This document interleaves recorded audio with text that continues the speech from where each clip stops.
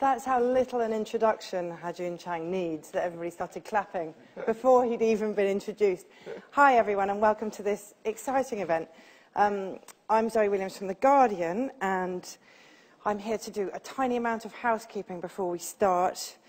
We're web streaming. If you don't know what that means, it doesn't matter because you're here.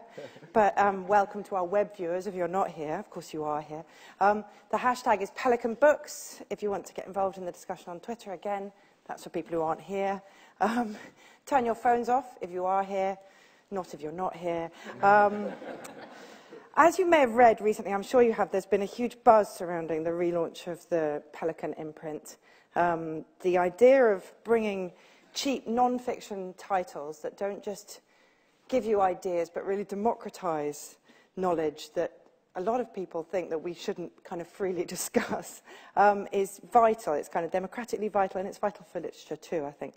And to mark the second event, we're delighted to have the heterodox economist here.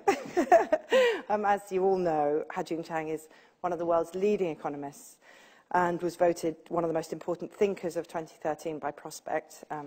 He's professor of the Faculty of Politics and Economics at Cambridge University and is the author of 23 Things They Don't Tell You About Capitalism. And his new book is this Pelican one, Economics, the User's Guide. I love 23 Things, and I love this book because they make you feel so clever for reading them. Of course, there's some voice in the back of your head saying, you're not clever, he's clever. But that doesn't dent my enjoyment, and I'm sure it won't dent yours. So anyway, without further ado, welcome to Joon.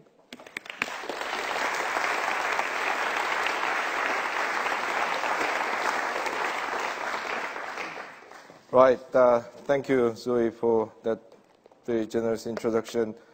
You know, Pelicans are very special for me because when I was a university student in the early 80s in South Korea, which then was quite a poor country, Pelican books were the only imported books that one could possibly buy. We pirate copied everything else. Actually, we pirate copied even most Pelicans because, you know, that most students are too poor. Luckily, my parents were quite well off, and they were willing to buy me books. So I did own a few, not more than a few, Pelicans. And yeah, they were great. You know, I mean, I read you know, Galbraith through Pelican, and I mean, they were really kind of a valuable source of knowledge. And I'm really glad that Penguins decided to bring it back, and yeah, I mean, very honored to be the very first book in this series. But then, you know, some of you might know this, but the very first book in the All Pelican series is also a kind of economics book by George Bernard Shaw, The Intelligent Woman's Guide to Socialism, Capitalism, Fascism, and Sovietism, or some such title. Well, one thing I can tell you, I mean, I'm not sure whether my book's better than his, but it's easier. That I can tell you. Anyway, so there you are. I mean, the volume is there.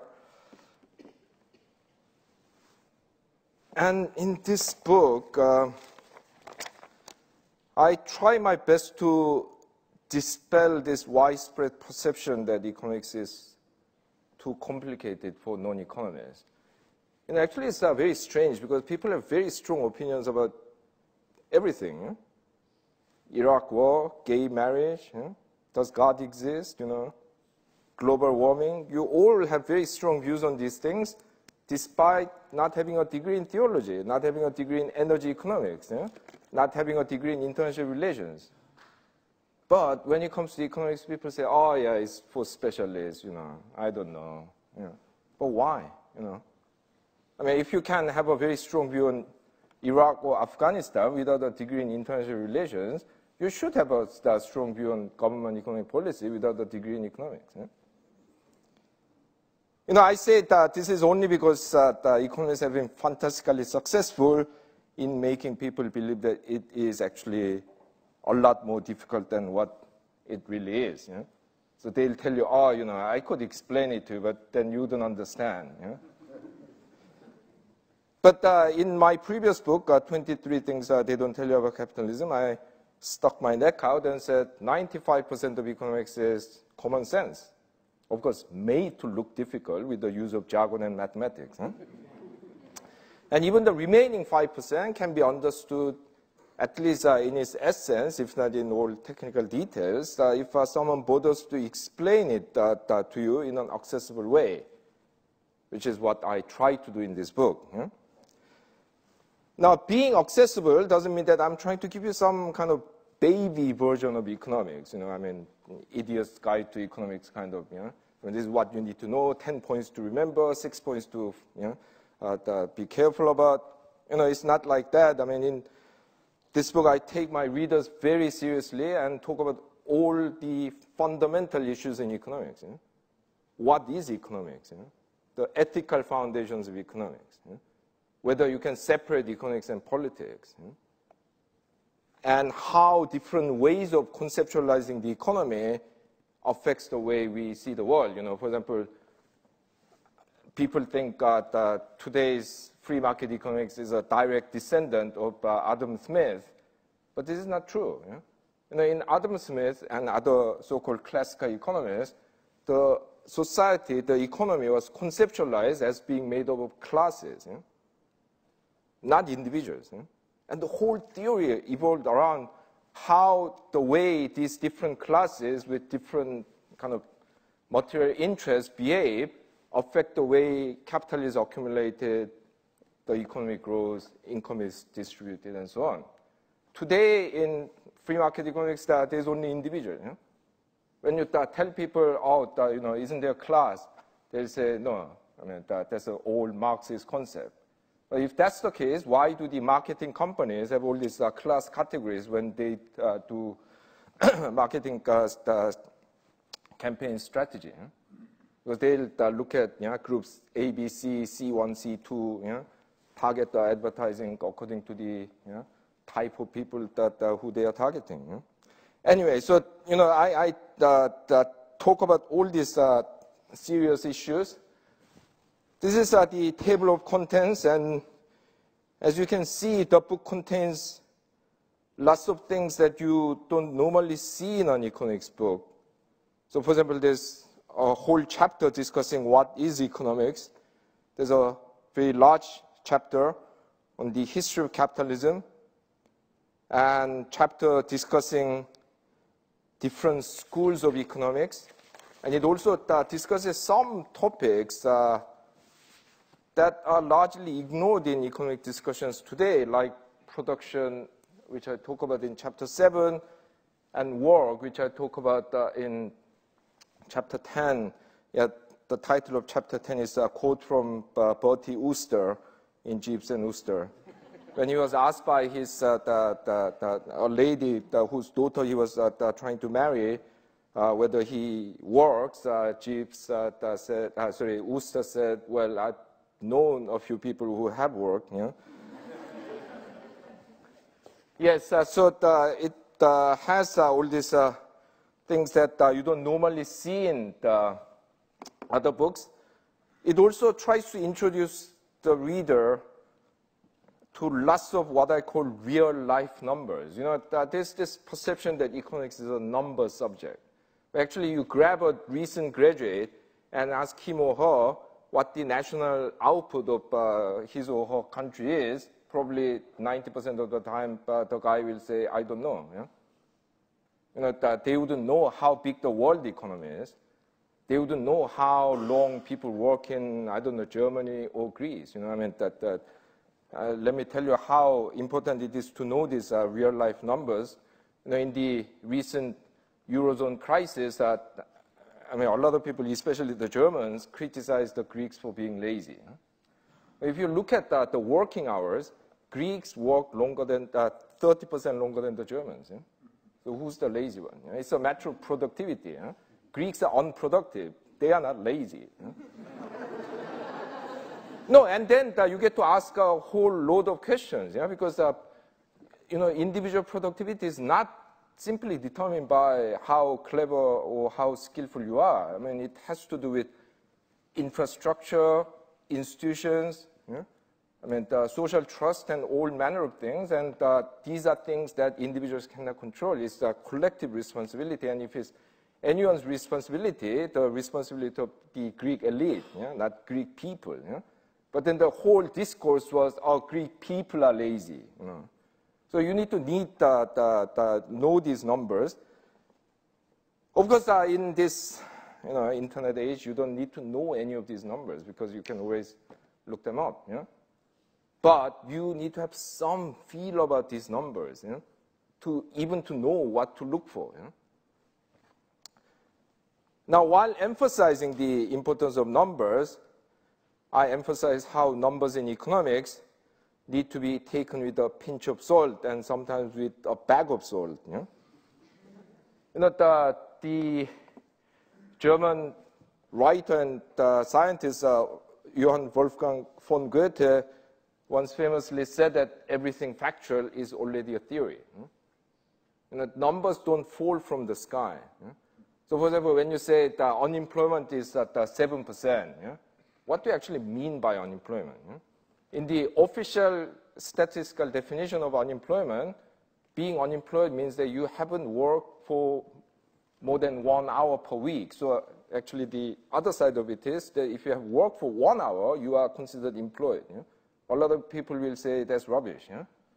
You could go to your neighbors and do lawn mowing for a couple of hours. Doesn't mean that you're employed. In order to be counted as unemployed, you have to have willingness to work. No, because some people don't want to work. If you're in full-time education, for example, you probably don't want to work. And how do you prove that you are willing to work? You should have applied for a job in the last 4 weeks. So if you apply for your last job 5 weeks ago, you are counted as not willing to work, even when you are. And a lot of people in this environment has stopped applying for jobs because they have applied 200, 300 times and got rejected, and they are discouraged.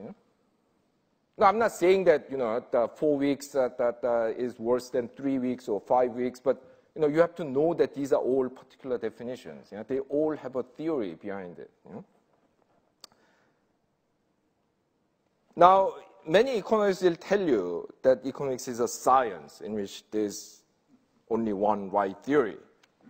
But in this book, I devote one long chapter to explain that there are at least 9 different major schools of economics, and indeed several more if you count minor schools or split the major ones into sub-schools, each with its own unique strengths and weaknesses. And for free market economics alone, you have 3 different kinds: classical economics, neoclassical economics, Austrian economics. So actually, there isn't one right theory. And my contention in the book is that we need all these diverse approaches to economics in order to fully understand our economy, because they all make certain assumptions. They all have different underlying political and ethical values. They have all sorts of different theories about how the economy grows and so on.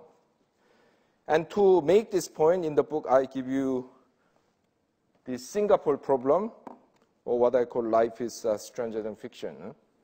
If you read only the financial newspapers like the Wall Street Journal or the Economist magazine, you'll be only told that Singapore succeeded because of its free trade policy and its welcoming attitude towards foreign investors. This is partly true. I mean, they did have those things, but you will never be told that the Singapore government owns nearly 90% of all the land.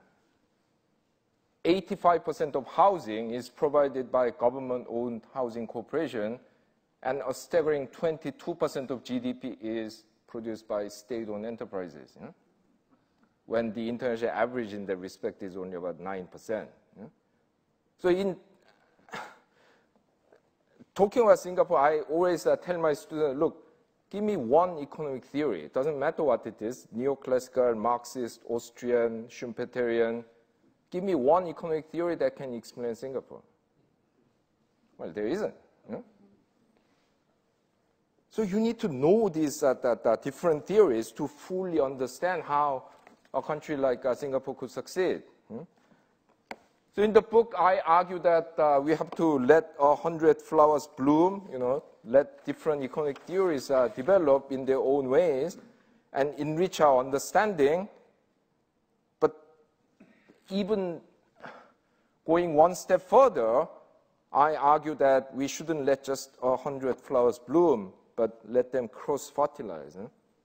Actually, there are a lot of grounds on which this cross-fertilization can happen, because many theories, despite being politically at the opposite ends of the spectrum, share a lot of common understanding. The Marxists and the Austrians, for example, they may have completely opposite political views, but in terms of understanding how competition works, that they are much more similar to each other than to the neoclassical school.